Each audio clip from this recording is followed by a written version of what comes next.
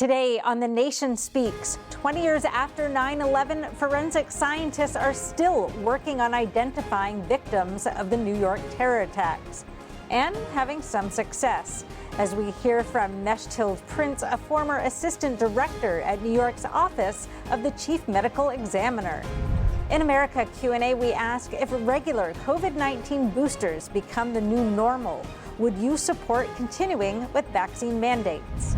And as rescue efforts continue in Afghanistan, private groups are taking the lead role. We speak to Rick Clay, who runs Plan B, to hear what's happening on the ground. Finally, in our second America Q&A, if you could live in any other state, where would you go? Hello and welcome to The Nation Speaks. I'm your host, Cindy Drucker. This week, 20 years after the World Trade Center terror attacks on September 11, 2001, we learned of two more victims who were identified, bringing the total now up to 1,647. It's a testament to the painstaking work that's never stopped of analyzing DNA samples, sometimes from tiny remains. New York City's chief medical examiner, Dr. Barbara Sampson, said, 20 years ago, we made a promise to the families of World Trade Center victims to do whatever it takes for as long as it takes to identify their loved ones. With these two new identifications, we continue to fulfill that sacred obligation. Nearly 3,000 people died that dark day in New York, and to date, about 40% of the victims remain unidentified. Joining us to discuss this vital behind-the-scenes work is Mechthild Prinz, who was in the thick of it as the Assistant Director of Forensic Biology for New York's Chief Medical Examiner at the time of the attacks. Mechthild, thank you so much for joining us. Thank you, Cindy. I'm happy to be here. So the monumental work that your team started back in 2001 continues until today. I have many questions about that process, but I wonder if you could start off by just taking us back 20 years ago. What do you remember about that day and the days that followed?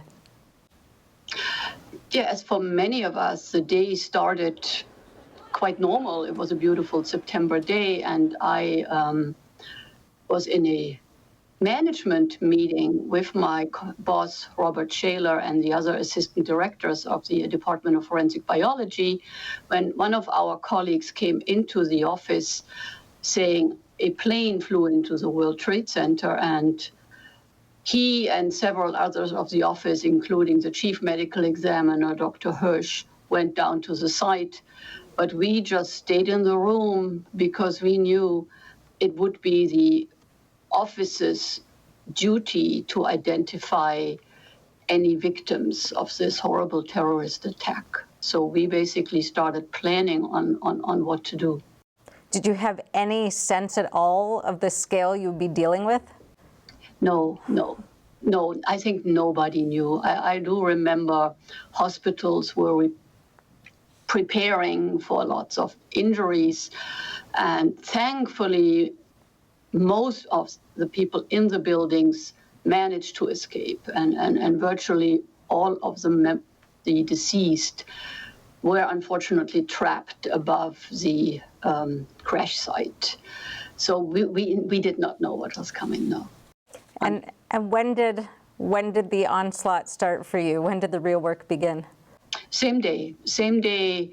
The morgue was open to receive remains, and there was a triage team, fingerprint experts, X-ray experts, forensic dentists, forensic anthropologists, of course the medical examiners, and then a DNA person was down in the morgue to advise on which samples to take for DNA testing from each body part. Because it was, unfortunately, it was body parts. It was not intact bodies like you would normally expect in your daily operations. So how long did this intense level of work last for you and your team?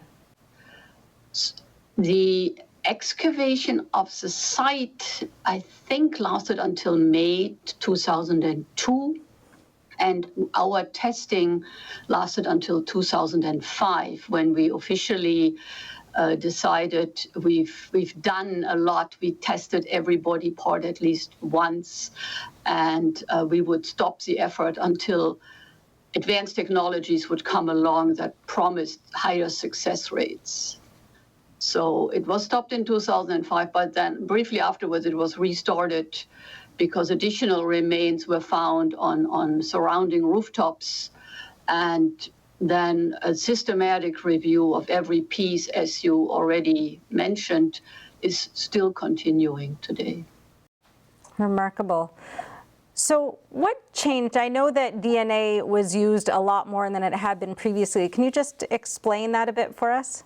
DNA was always considered to be too expensive and take too long, but with such a degree of fragmentation that we saw at the World Trade Center there, unfortunately, was a limitation to how much we could achieve with dental and fingerprints. So DNA technology got a seat at the table, and that continues to this day. So what's the family involvement in this process? If somebody is listing someone as missing, you need their DNA sample to identify the victim? Is that how it works?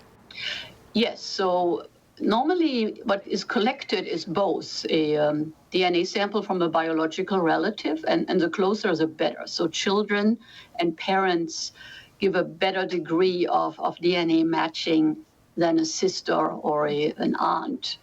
But the other sample we can collect is, we call them personal references. For example, your toothbrush or your hairbrush would contain your own DNA. Medical samples work well too. And some of the firefighters had been registered in a bone marrow transplant donor database. Those samples they had to submit there for genetic testing worked to identify them, or other medical samples that get collected, like those PKU cards from newborns. Anything where we can be sure that it is your own DNA. And I remember we were speaking earlier and you were telling me about the unique case of the firefighters. You were working directly on that. Could you describe that a little bit? Yes, so it's normally with a body part, we would have no indication which identity is behind, or there's no candidate identity. So those samples, we would generate a DNA profile. The DNA profile would be in a database, and then the database would get searched against the database of family references. But with firefighters, they were wearing their bunker suits. Those bunker suits are virtually indestructible, and they do have their name and their number in the suit. So very often, firefighters who had been at the site helping with excavation found bunker suits, and then they knew who it possibly could be, and they were really eager to tell the family because they knew those families very often. But we couldn't be sure that the remains in the bunker suit are really from that specific firefighter, because off-duty firefighters had responded and went to station houses and just grabbed bunker suits to go to the site. So we had it was like a rush team. We tested specifically remains where we had a candidate ID and compared with those family members without going through the database process.